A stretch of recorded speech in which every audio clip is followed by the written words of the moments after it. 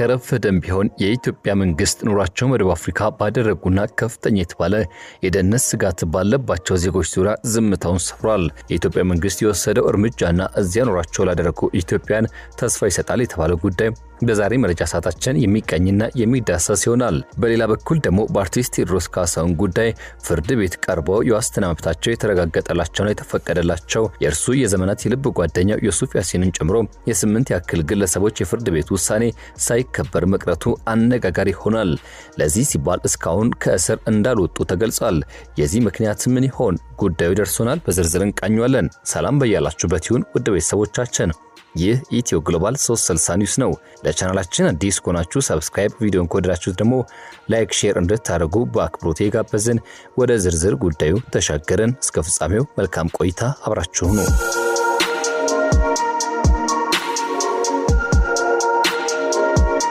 የበርካታ ኢትዮጵያውያን ተስፋ የነጠቀውና በህይወት ላሉትም ቢሆን ከፍተኛ የተባለ አደጋን ከፊታቸው የደቀነው የደቡብ አፍሪካ ጉዳይ በተመለከተ የኢትዮጵያ መንግስት ከረፈደም ቢሆን ዝምታውን ሰብሯል። ይህም በተመለከተ በወጣው መረጃ ኢትዮጵያ ከደቡብ አፍሪካ መንግስት ጋር ከዚህ ጉዳይ ጋር በተገናኘ የወሰደችው እርምጃ ምናልባትም ከዚህ በኋላ ላለው እፎይታ ሊሰጥ ይችላል ተብሏል።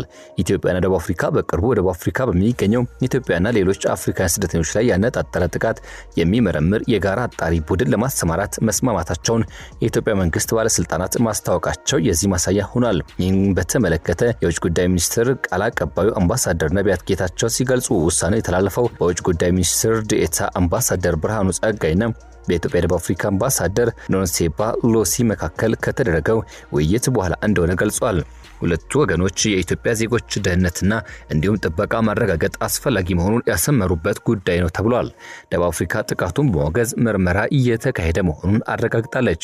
ባለፈው አንድ ወር ጊዜ ውስጥ ብቻ በደቡብ አፍሪካ የተለያዩ ክፍሎች የተቀሰቀሰውና በሺዎች የሚቆጠሩ ስደተኞችን ያፈናቀለው እንዲሁም የንብረት ውድመት ያስከተለው የውጭ ዜጎች ላይ ያነጣጠረው የዜኖፎቢያ ጥቃት በእጅጉ እንዳሳሰባት ኢትዮጵያ ገልጻለች። ይህን ተከትሎ አዲስ አበባ የደቡብ አፍሪካን አምባሳደር ጠርታ ማነጋገሯ አይዘነጋም። እነዚህ ጥቃቶች የተከሰቱት በደቡብ አፍሪካ ውስጥ ለረጅም ጊዜ በቆየው የኢሚግሬሽን ውጥረት ዳራ ላይ ሲሆን አንዳንድ የአካባቢው ነዋሪዎች ኢትዮጵያውያንን ጨምሮ ሌሎች አፍሪካ ስደተኞችን ለስራ አጥነትና አነስተኛ ንግዶች በመሻማት ይከሷቸዋል።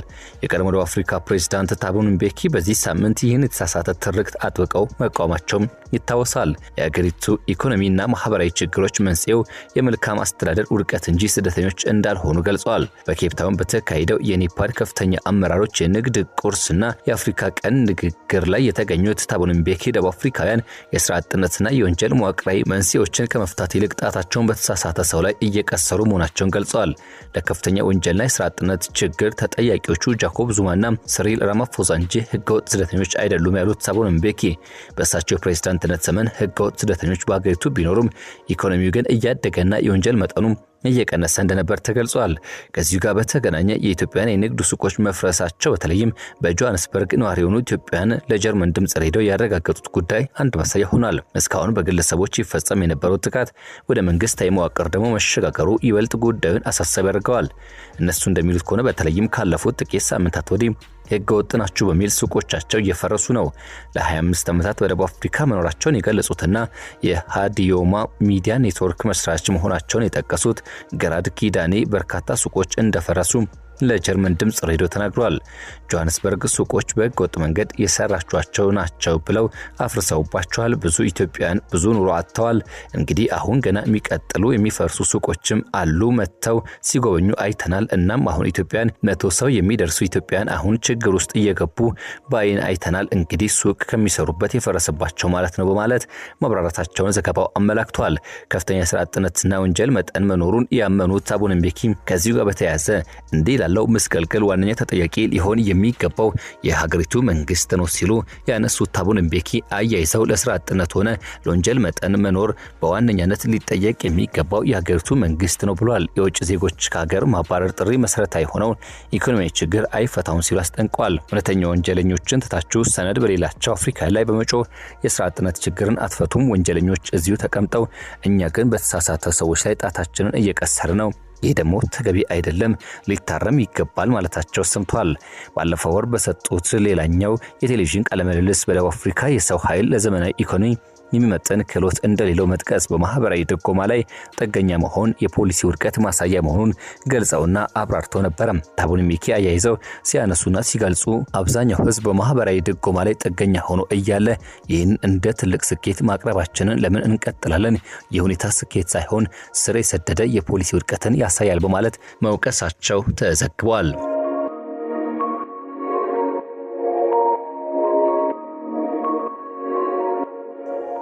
በሌላኛው መረጃችን የአርቲስት ቴዎድሮስ ካሳሁን ኢትዮሪካ የተሰኘ የሙዚቃ አልበም መውጣቱን ተከትሎ የቅርብ ጓደኛው አቶ ዩሱፍ ያሲንን የእርሱ ምክትል ማናጀርና የተለያዩ ጉዳዮችን በማስጨረስ የምትታወቀው መሐሌት ሰለሞን ጨምሮ 8 ያክል ሰዎች ፍርድ ቤት ቀርበው በዋስትና እንዲለቀቁ ባሳለፍነው ሐሙስ ተወስኖላቸው ነበር።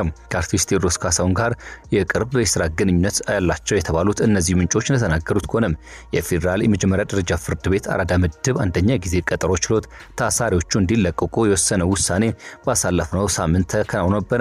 ያም ሆኖ ግን እነዚህ ታሳሪዎች በግል 1፣ 2 እንዲሁም 3 ክሶች ቀርበውባቸው እንደነበር የመረጃ ምንጮቹ ገልጸዋል። ከነዚህ መካከል ህገወጥ የጦር መሳሪያ ዝውውርን ጨምሮ የአደገኛ እጽ ማዛወር የሚካተቱ ነበሩ። አዲስ የሙዚቃ ስራዎቹ በዩቲዩብ መድረክ ማስታወቂያዎች እንዲታጀቡ አስፈላጊ ሂደቶችን ለማመቻቸት ጀምራ ከነበረው ከወይዘሮ መሐሌት ሰለሞን በትክክለኛ ስሟ ሀና ሰለሞንና እንዲሁም አቶ ዩሱፍ ያሲን ማለትም የዘመናት የቴዎድሮስ ካሳሁን የልብ ጓደኛና እንዲሁም አብሮ አደጉ የሆነው ይህ ግለሰብ እያንዳንዳቸው 100 ሺህ ብር ዋስትና እንዲከፍሉ ታዘው ክፍያውንም ከፍለው አጠናቀው ነበር። በተለምዶ ሲኤምሲ በሚባለው አካባቢ የሚገኘው አርቲስት ቴዎድሮስ ካሳሁን ስቱዲዮ 2 ጠባቂዎች ደግሞ እያንዳንዳቸው 50 ሺህ ብር ዋስትና እንዲያስይዙ ትዕዛዝ ሰጥቶ ነበር። ጠባቂዎቹ ዋስትና ለመክፈል በሂደት ላይ መሆናቸው የተገለጸ ሲሆን ዋስትና ከፍለው ያጠናቀቁት ሁለቱ ታሳሪዎች ግን ከእስር እንዳልወጡ ተገልጿል። ዋነኛው ምክንያት ደግሞ ይግባኝ ተጠይቆባቸዋል የተባለው ይግባኝ ተጠይቋል የተባለበት ጊዜ ባሳለፍነው አርብ ይደረጋል ተብሎ ቢታሰብም በዚያ ጊዜ ግን መሆን ሳይችል መቅረቱ ምክንያት እስካሁን እስር ቤት ለመቆየት ተገደዋል። ምናልባትም እስከ ሰኞ በዚያው ሊያሳልፉ የሚችሉበት ከሰኞ ቀኑ ሊሻገር የሚችልበት አጋጣሚ ሰፊ ነው ሲሉ ጉዳዩን በቅርበት የሚያውቁ ተበራክተዋል። ወደ ቤተሰቦቻችን የዛሬ መረጃችን ይህን ይመስል ነበር። ይህ ኢትዮ ግሎባል 360 ኒውስ ነው። ለቻናላችን አዲስ ከሆናችሁ ሰብስክራይብ፣ ቪዲዮን ከወደዳችሁት ደግሞ ላይክ፣ ሼር እንድታደርጉ እየጋበዝን የዛሬን በዚህ ቋጭን በሌላ መረጃ ተመልሰን እስከምንገናኝ በያላችሁበት ጥሩ መልካም ጊዜን እንመኛለን።